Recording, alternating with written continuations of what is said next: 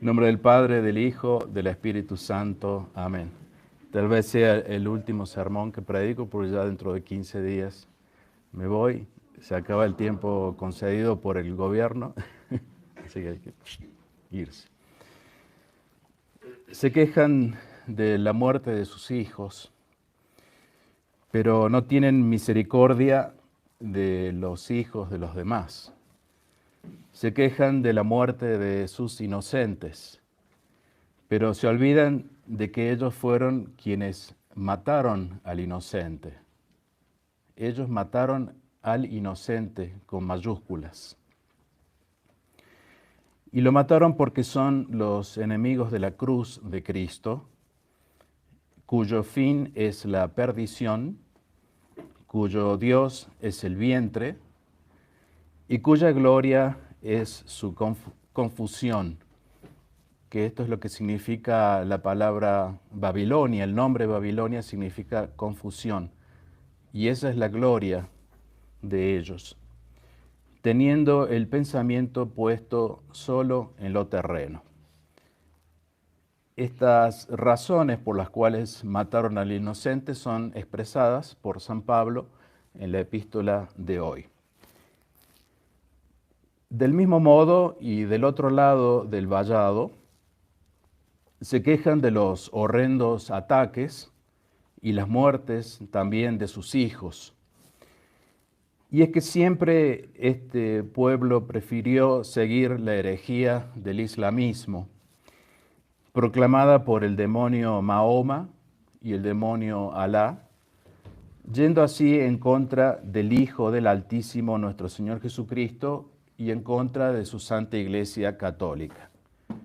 Siempre tuvieron como objetivo destruir ya sea los judíos como la Iglesia Católica. Como los judíos, también ellos desprecian la cruz. Su fin es la perdición, esto lo dice San Pablo. Su Dios es el vientre y su gloria la confusión, es decir, la Babilonia. Y esto es muy importante porque estamos presenciando la caída de Babilonia, es decir, la caída de la confusión, y también su gloria es lo terreno. Es como que solo lo terreno existe y es el único fin, el único motivo que tienen en la vida. Ambos son culpables. Los de un lado de la valla y los del otro lado de la valla son culpables. De un lado ya no se justifica la ley del talión, que fue dada en el Antiguo Testamento, ojo por ojo, diente por diente. Y por otro lado, tampoco se justifican los medios, perdón, el fin justifica los medios. Los católicos sabemos muy bien esta regla filosófica, que no se puede usar o no se debe usar el mal para lograr un fin determinado, por más bueno que sea ese fin determinado. Yo no puedo recurrir a un mal, no puedo recurrir, por ejemplo, a una mentira para conseguir un bien, para conseguir el bien de mi familia o lo que sea, o para conseguir salir ileso de alguna situación en el trabajo, etc. No puedo recurrir al mal para conseguir un bien. Conseguir un bien está bien, pero no puedo hacerlo a través de un mal. Entonces, el fin, conseguir el bien, no justifica el medio, usar de la mentira o usar de la violencia y la guerra, como en el caso de estos pueblos. O matar los inocentes, mejor dicho. En fin, ni Israel ni los mahometanos van a retroceder porque Dios permite que todos los espíritus malignos, como los espíritus que ellos tienen, lamentablemente, choquen entre sí para deslizarse en el abismo.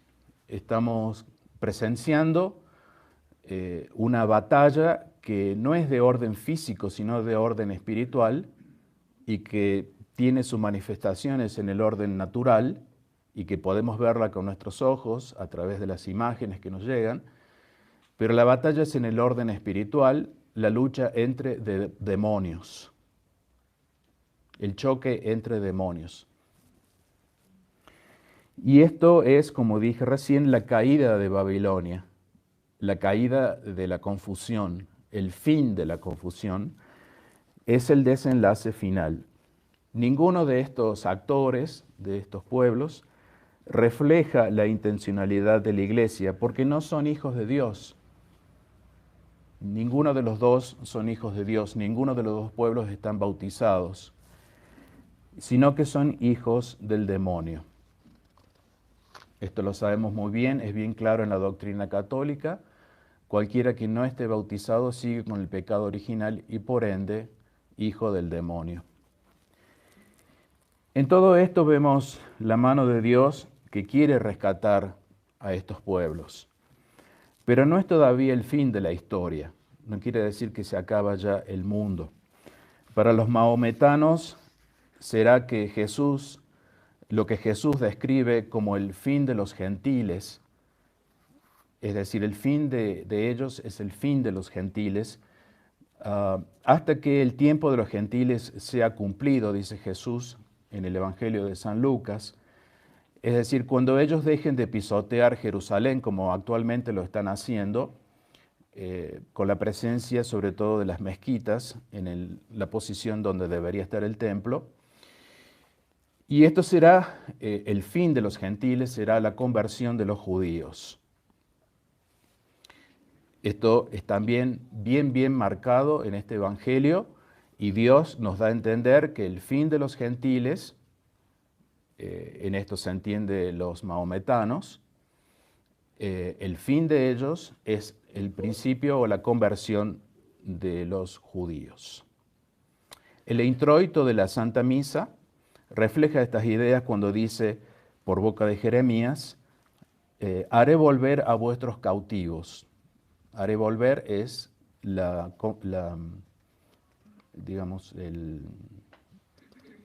me escapó la palabra. Y con las palabras del Salmo 84, has terminado con la cautividad de Jacob, la conversión, quería decir. Los judíos que bajo la bandera del sionismo inmigraron al país de Abraham, Isaac y Jacob, que es la Palestina actual, no piensan jamás en adherirse a la Santa Iglesia Católica. Y esos son los planes de Dios, pero no son los planes de ellos. No tienen ellos en su mente este plan.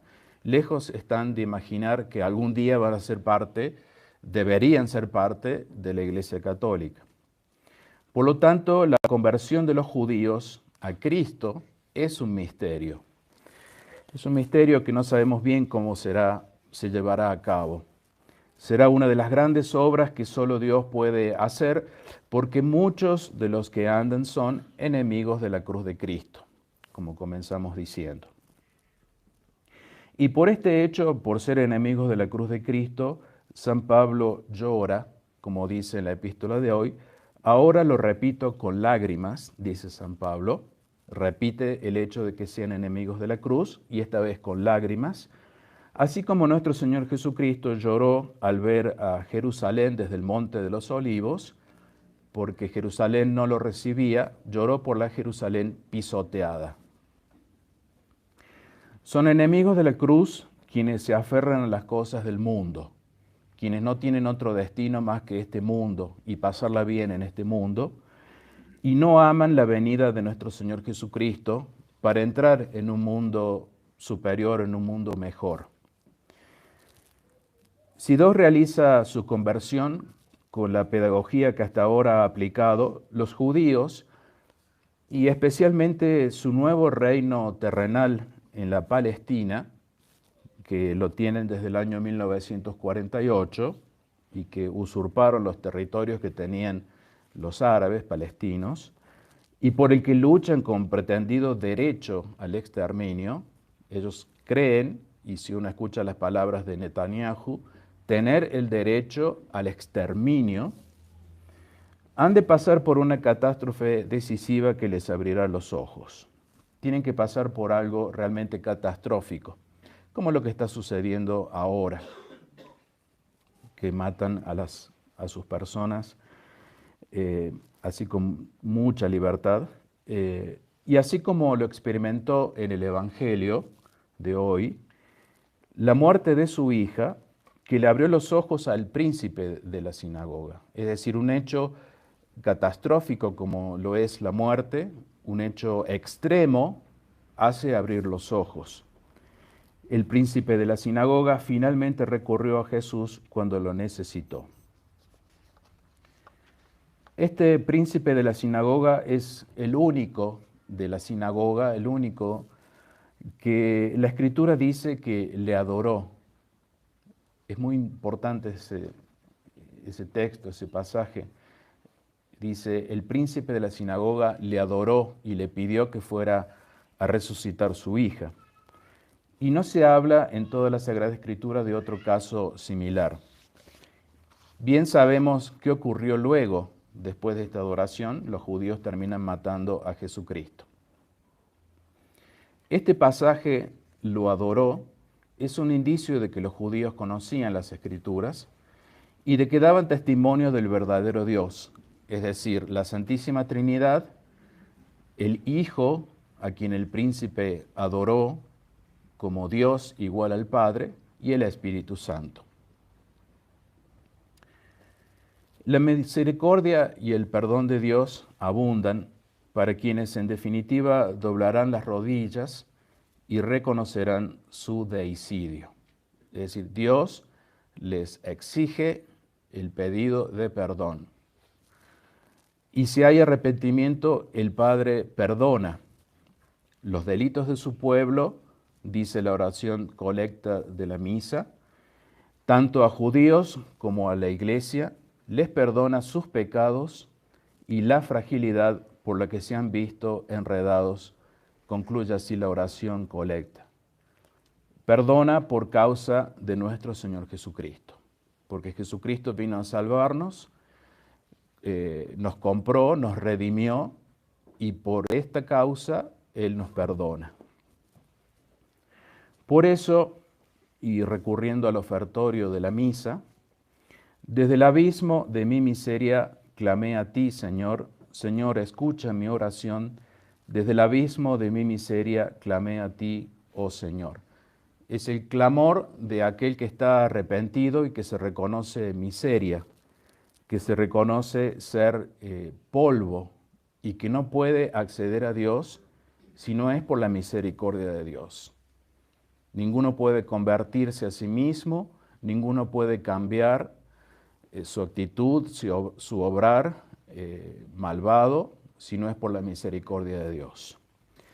En estas pocas palabras verdaderamente divinas, desde el abismo de mi miseria clamé a ti, oh Señor, encierran toda la verdadera religión, que es a saber, la caída del hombre, indican la caída del hombre y su miseria, como dije recién, somos polvo, su impotencia para salir de esa situación, de esa miseria, y si no es por la misericordia de Dios puramente gratuita, la verdadera justificación que comienza por el arrepentimiento y la fe en Jesús, la solidez de esa fe apoyada sobre la palabra divina, la revelación del Salvador prometido y la plena confianza que todos los pecadores han de tener en el precio con que han sido rescatados. Por eso debemos decirle a nuestro Señor que escuche nuestra voz y que estén sus oídos atentos al grito de nuestra súplica. Si Dios recordara todas nuestras iniquidades, estaríamos ya aniquilados. Dice el Salmo, si tú recordaras las iniquidades, oh Señor, ¿quién quedaría en pie? Esto nos da una gran lección y nos da mucho ánimo, porque siempre es como que recurrimos al pecado pasado, es decir, Dios no se recuerda ya del pecado pasado y que ha sido perdonado, del cual le hemos pedido perdón, ya sea en el sacramento de la confesión o un gran dolor de contrición para aquellos que no pueden recurrir al sacramento de la confesión, Dios no se recuerda de esos pecados, es decir, que los ha olvidado. El rey David no dudó del perdón de Dios y le pidió: aparta tu rostro de mis pecados y borra todas mis culpas. Borra todas mis culpas. Es decir, que si la conciencia nos da testimonio de estar arrepentida, si sabe que hemos cometido pecado y que debemos estar cerca de Dios y para volver debemos estar arrepentidos, dudar de la misericordia de Dios sería impedir la misericordia de Dios, pues Dios concede su misericordia solamente cuando confiamos en ellas. Por eso debemos confiar infinitamente en la misericordia de Dios y no en nuestras propias fuerzas para cambiar o para salir del pecado, que es muchas veces, o la mayoría de las veces, la causa por la cual nos venimos abajo, dejamos de orar, nos sentimos mal, porque confiamos en nuestras fuerzas, en nuestras propias fuerzas y no en la misericordia de Dios. O sea, continuamente nos está pidiendo Dios un acto de fe y confianza en su misericordia. Si no fuera por eso, no podríamos avanzar en la vida espiritual. Por eso es una gran pena recaer en el pecado. Recaer en el pecado. Recuerden que en la confesión pedimos siempre, o prometemos, mejor dicho, siempre evitar las ocasiones de pecado y nunca más volver a pecar. Y sin embargo, recaemos en el pecado. Por eso también podemos pedir la gracia de temer mucho recaer en el pecado. Así como dice el eclesiástico, del pecado perdonado no quieras estar sin temor. Es decir, por más que Dios nos haya perdonado este pecado, no debemos dejar de tenerle temor. ¿Por qué? Y San Juan de la Cruz nos da 3 razones para tenerle temor a este pecado. Porque este temor nos brinda siempre la ocasión de no presumir, de no engreírnos, de no creernos más, porque ya no cometemos más este pecado. Podemos volver a caer en el mismo pecado, porque nos permite estar siempre agradecidos a Dios, porque ya nos perdonó una vez y está la posibilidad de que nos vuelva a perdonar nuevamente, y porque nos sirve para confiar para confiar más y más en Dios y para recibir más y más de Dios. Esas son las 3 razones que da San Juan de la Cruz para temer caer en el pecado que ya ha sido perdonado. Y por su parte, San Agustín reflexiona: ay de la vida del hombre, aunque parezca digna de alabanza, aunque veamos que alguien sea santo, si tú, Señor, la examinas con exactitud, dejando de lado tu misericordia. O sea, Dios examina con exactitud nuestras vidas. Y si seguimos adelante, si seguimos, tratando de no cometer pecados y de venir a los sacramentos, es por su misericordia. ¿Quién quedaría en pie si Dios fuera más exacto aún con cada uno de nosotros, si no fuera misericordioso? Por eso, con el Salmo le decimos: no entres en juicio con tu siervo, porque ningún viviente es justo delante de ti. Recordar que el justo, el santo, peca 7 veces al día. Es decir, que conoce muy, muy bien Dios la miseria humana. Ya lo había expresado desde el comienzo de la Biblia, en el Génesis: los deseos del corazón humano son malos desde su niñez. Los deseos del corazón humano son siempre malos. Nuestra misma naturaleza, tan débil y expuesta a peligros, provoca su misericordia. Él se mueve a socorrernos. Cuanto más endebles somos, tanto mayor es su ternura y su bondad. Por eso el Salmo dice, mas en ti está el perdón de los pecados, a fin de que se te venere con temor. Y esta es la doctrina del perdón que Dios da al arrepentido. El tiempo se ha cumplido y se ha acercado el reino de Dios. Arrepentíos y creed en el Evangelio. Debemos pedir con todas nuestras fuerzas la gracia del arrepentimiento. Apenas el rey David dijo, pequé contra el Señor, le responde el profeta Natán, también el Señor te ha perdonado. Inmediatamente después que David cometió su pecado, no vamos a entrar ahora en los detalles, inmediatamente después que cometió su pecado, el Señor ya lo había perdonado. Por eso esta rapidez, se podría decir, esta celeridad de parte de Dios en perdonar el pecado, nos indica cuán importante es para Dios el perdonar los pecados. Para Él perdonar nuestros pecados y para nosotros perdonar los pecados de los demás en contra de nosotros mismos, como decimos en el Padre Nuestro.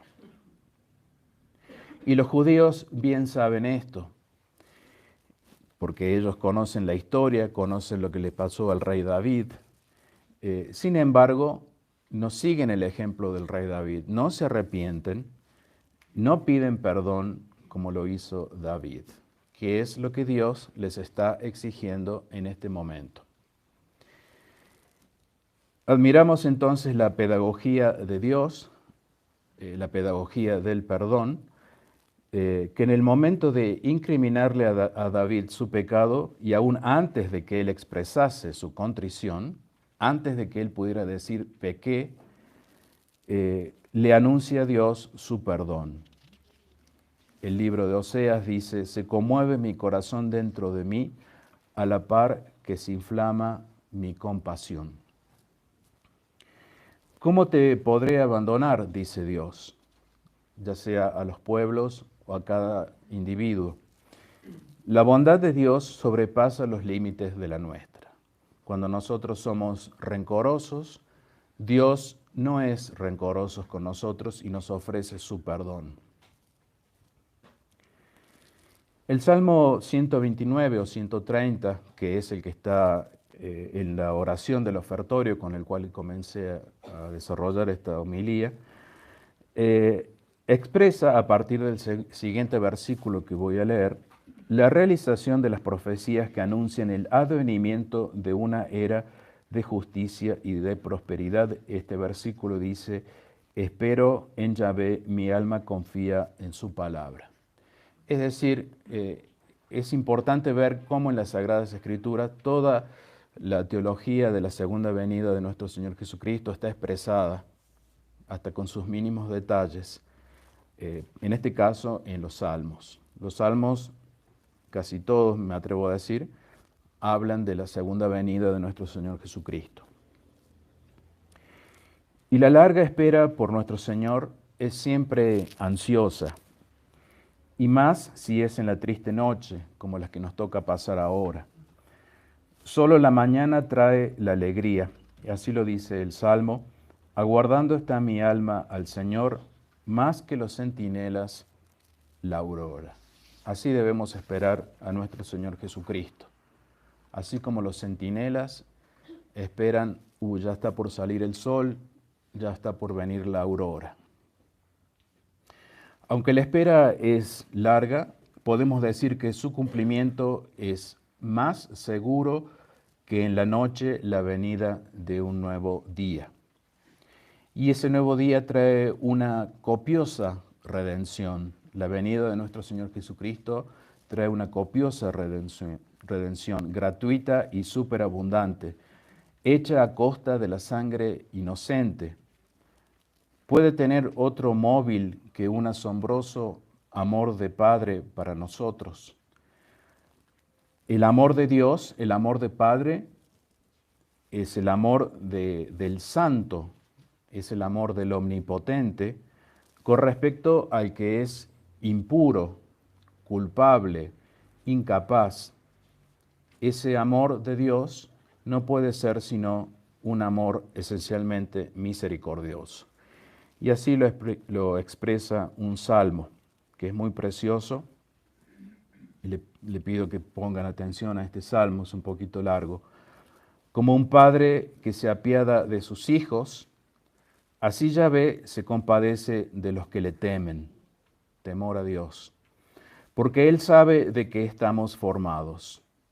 Él nos conoce muy bien. Él recuerda que somos polvo.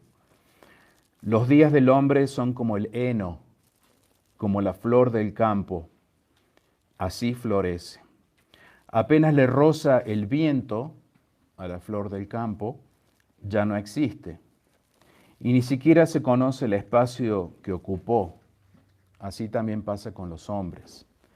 Mas la misericordia de Yahvé permanece desde la eternidad y hasta la eternidad con los que le temen, y su protección hasta los hijos de los que conservan su alianza y recuerdan sus preceptos para cumplirlos.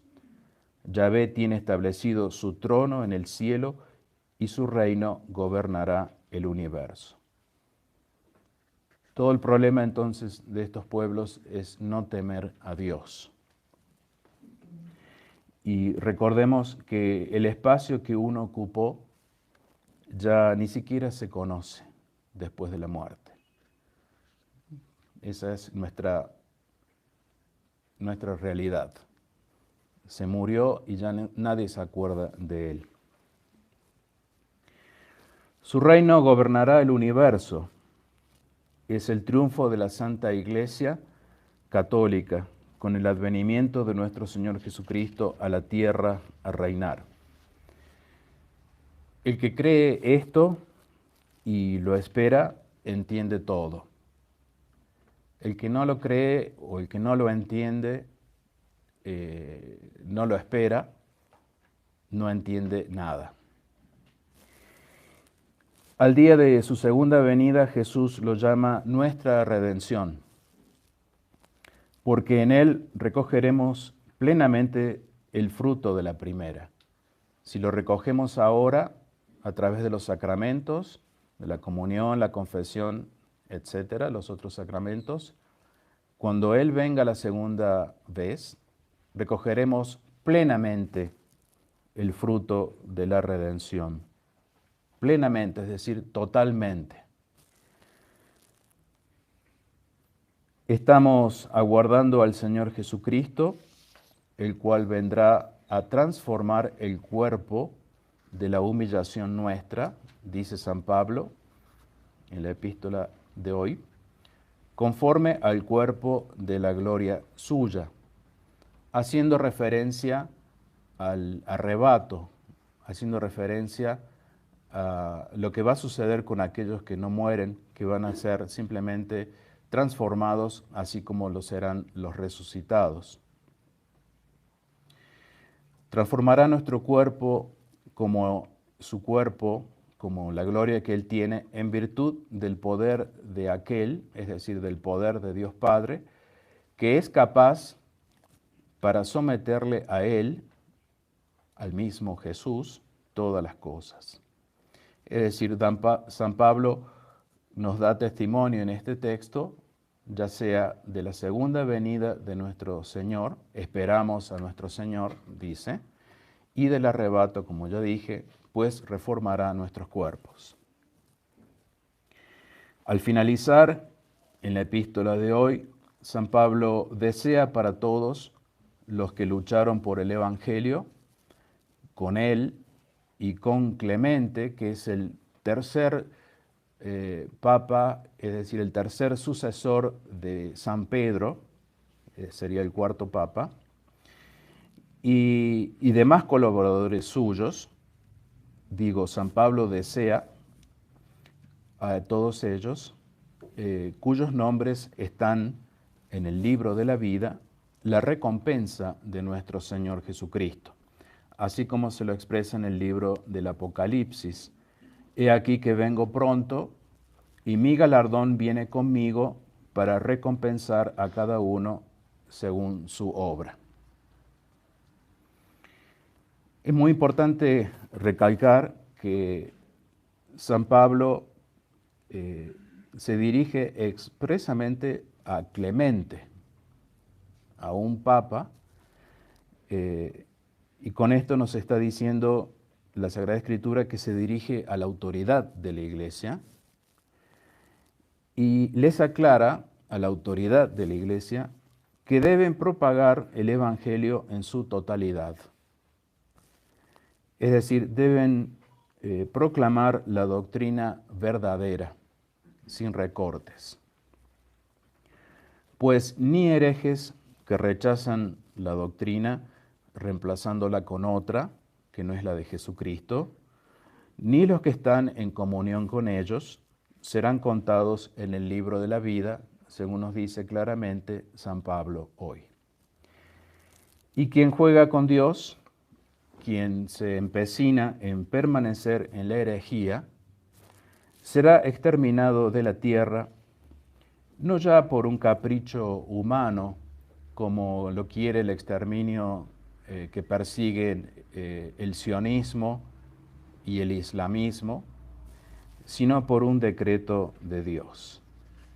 Por eso nos dirigimos a Él pidiéndole misericordia por todos nuestros pecados, misericordia por toda la humanidad, en particular por estos dos pueblos que hoy enfrentan esta lucha sangrienta que a todos nos conmueve. En el nombre del Padre, y del Hijo, y del Espíritu Santo. Amén.